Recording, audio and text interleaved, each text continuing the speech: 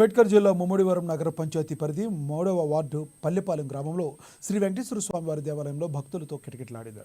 కార్తీక శనివారం సందర్భంగా భక్తులు అధిక సంఖ్యలో తరలివచ్చారు. భారీ క్యూ లైన్లో వేచి ఉండి స్వామివారిని దర్శించుకున్నారు.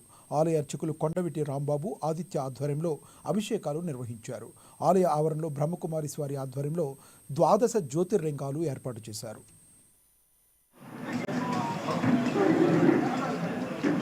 సమాజంలో ప్రేమ సౌభ్రాతృత్వం వెల్లివిరిస్తేనే సుఖశాంతులు ఉంటాయని, సుఖశాంతులు ఉంటేనే ఏ సమాజమైనా ముందుకు సాగుతుందని, మనుగడ సాగిస్తుందని స్వామివారు తెలిపారు.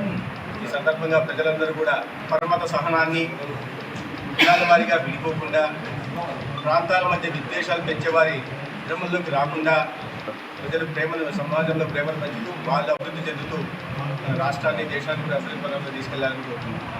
సమాజంలో